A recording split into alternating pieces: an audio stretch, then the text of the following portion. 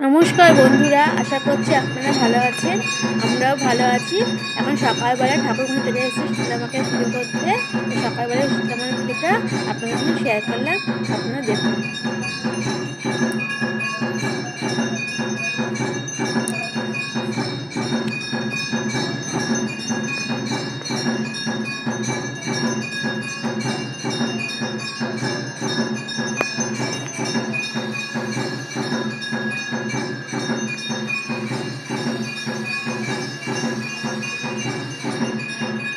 সারাদিন কাজকর্ম করার পরে এখন রাত্রিবেলা 11টা বাজে। কালকে তো ছেলের জন্মদিন। তাই ও বলল, মা জন্মদিনের আগের দিন তো আমি একটা কেক কাটি, আজকে তো কেকটা আনা হয়নি, তো তুমি একটা বাড়িতে কেক তৈরি করে দিও তো আজকে। আমি বলেছিলাম যে হ্যাঁ ঠিক আছে, কেক তৈরি করে দেবো।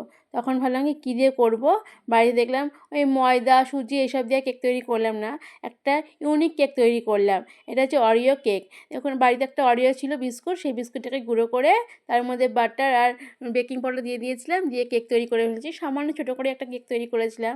আর আপনার দাদাভাইকে বলেছিলাম ডেয়ারি মিল্ক নিয়ে আসতে আর জেমস নিয়ে আসতে, উপরটা গার্নিশ করে দেবো। তাই উনি আবার আনতে ভুলে গেছে।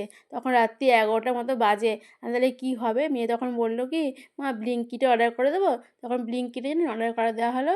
ওই দাদা 10 মিনিটের মধ্যে দিয়ে গেল ডেয়ারি মিল্ক আর জিমস। ভালোই হয়েছে, দেখুন ডেকোরেশনটা করেছিলাম। আর সবাই কেকটা খেয়ে এত ভালো বলেছে, বলছে কেকটা খুব ভালো হয়েছে। মেন যে কেকটা কেটেছিল জন্মদিনের দিন, সেই কেকের থেকেও এই কেকটাই বেশি ভালো বলেছে সবাই। কেননা ওই মেন কেকে তো ভীষণ ক্রিম দেওয়া থাকে, আর ক্রিম খাওয়া যায় না। ছেলেমেয়েও বলছিল যে এত ক্রিম, কিন্তু কী করবে, এখন সব কেকেই ক্রিম দেওয়া থাকে। তাই আমি একটা ক্রিম ছাড়াই কেক বানিয়ে নিয়েছিলাম আগের দিন। আর সবাই কেকটা খুব ভালো বলেছে। এই আমার ছেলে এখন কেক কাটিং হয়ে আছে, এখন সবাইকেও খাইয়ে দিল। দিদাকে এবার খাইয়ে দেবে, দিদা আমার মা এসছে, মাকেও খাইয়ে দেবে। কোনোবার তো বলা হয় না, আগে বলতাম, কিন্তু এখন আর কাউকেই বলি না, যেহেতু ওদের পরীক্ষা থাকে। তাই এবার ভাবলাম যে মা বাবাকে একটু ডাকি, ওর একটু আনন্দ লাগবে, জন্য মা বাবাকে ডেকেছিলাম। বাবাকে তো পরের দিন আসতে বলেছিলাম, বাবা এসেছিলো রাত্রিবেলায়। বাবা দিনের বেলা সময় হয়নি, রাত্রিবেলায় এসেছিলো। এই দেখুন,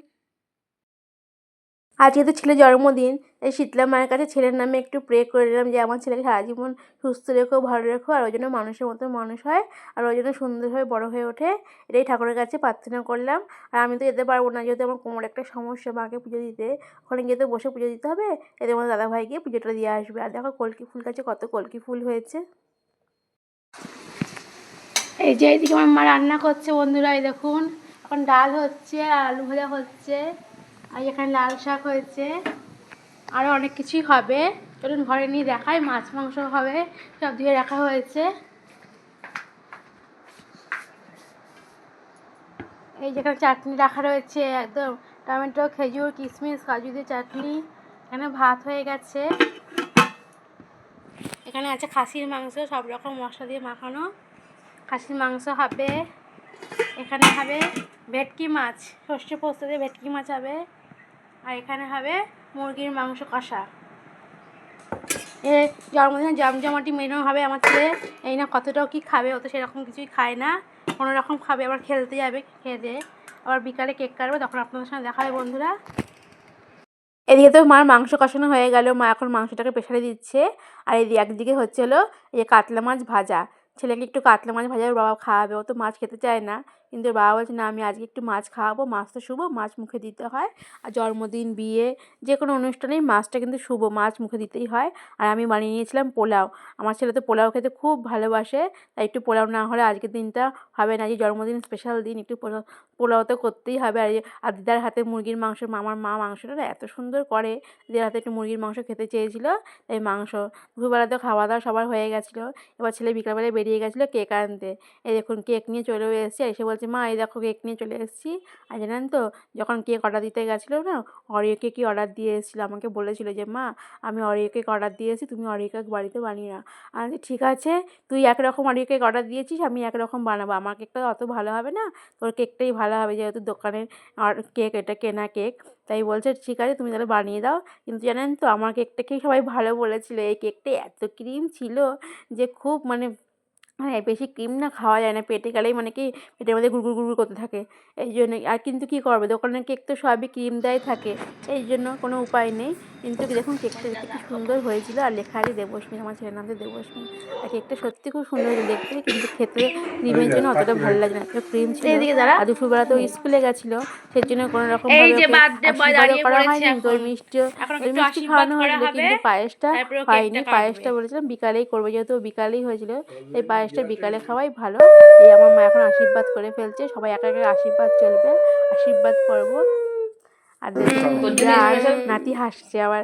আশীর্বাদ তো যখন ছোট ছিল তখন মা বাবা আসতো, তারপর থেকে জন্মদিন আর সেরকম করে করিও না, পরীক্ষা চলে বলে ছেলে মেয়ে কাউকে ডাকিও না। আর এবার একটু বড় হয়ে গেছে, দিদার হাতে আশীর্বাদ ও বুঝতে পারছে, দিদা আমাকে আশীর্বাদ করছে। এই যে বাবাও এসছে, বাবাও আশীর্বাদ করে নেবে। এখন পায়েস হয়েছে, পায়েস খাইয়ে দিল মা, জলও খাইয়ে দিচ্ছে। আর বলছে মা খিদাও পেয়ে যাবে। আমি বলছি তাহলে খেয়ে নে, সব খাবারগুলো খেয়ে তারপরে কেকটা কাটবি। এই দাদু এখন ওকে আশীর্বাদ করবে।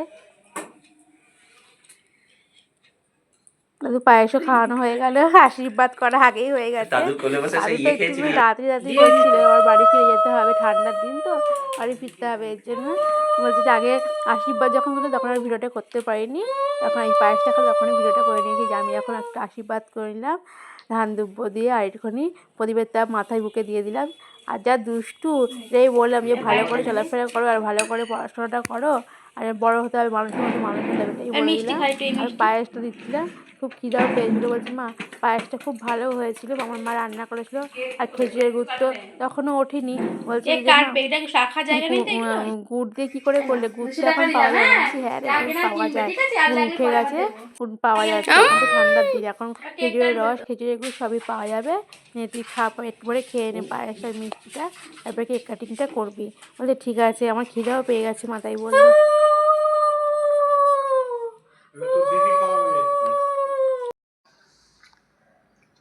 এবার দিদি আশীর্বাদ করছে ভাইকে।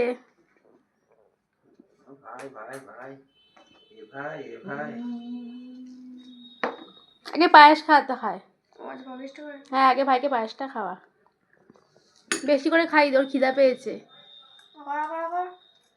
গলায় চামচ ঢুকিয়ে দিস না, ঢুকিয়ে দিয়ে নি, সে একবার ভাই কোটার সময় হামুনি।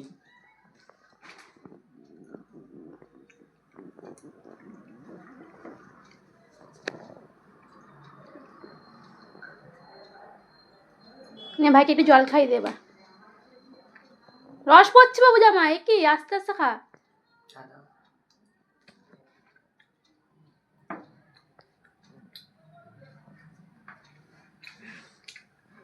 হাসিস না, রসগোল্লা খেতে হাসতে নেই, গলায় আটকে যাবে না। এবার আস্তে করে ভাইকে জলটা খাই দে, না এখন মুখে আছে, জামাই ফেললি, জামা মুছে নেবে।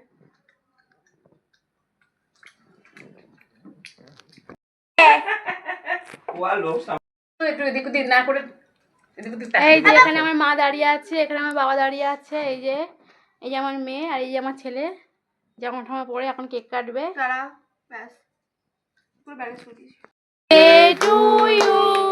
Happy birthday to you, happy birthday to you, happy birthday to you, happy birthday to you. এই এটা লাগাও তো একটুখানি দাও।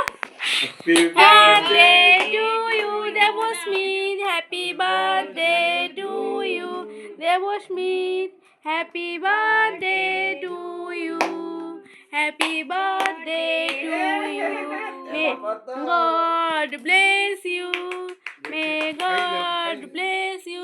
নে ভাইকে খাইয়ে দিছো না, নে ভালো করে ভাইকে খাইয়ে দে, ওর খিদাও হয়ে গেছে। আস্তে আস্তে ওর গলায় লেগে যাবে, শোনা দেয় না মানে। হ্যাঁ ঠিক আছে বাবু, তুমি দিদিকে একটু খাই দাও তো, ওটা দিদি হাতে না নিয়ে খাই দাও। এটা মুখে ঢুকেছিল, এটা আমি খাবো না, না মুখে এটা খাই না, কেক তো ওটা জামাই মুছে খাই।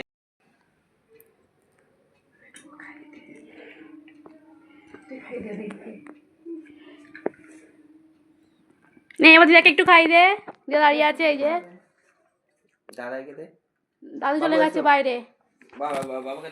ও আসো না, তোমার খাবে কেকটা, দাদুকে একটু খাই দে। দাদু ওই দাদু এসছে, দাদুকে একটু খাই দেবে, দাদুকে কেটে দে কেটে দে। দাদু কেটে দিচ্ছে, তুই খেয়ে নে। দাঁড়া, দাদু কেটে দিচ্ছে তোকে। দাঁড়া, তোকে আগে খাওয়াই। প্রতি বছর পরীক্ষা পড়ে এই টাইম।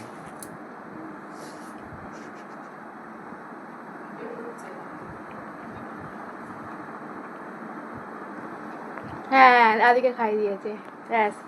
বাবাকে একটু খাই দে, বাবাকে। না বন্ধুরা, আমার ছেলে জন্মদিনের ব্লগটি তোমাদের কেমন লাগলো অবশ্যই আমাকে কমেন্টে জানাবে। আর আমার ব্লগটি সবার সঙ্গে শেয়ার করে নেবে, যাতে আমার ব্লগটি অনেক অনেক দর্শকের সামনে যেতে পারে।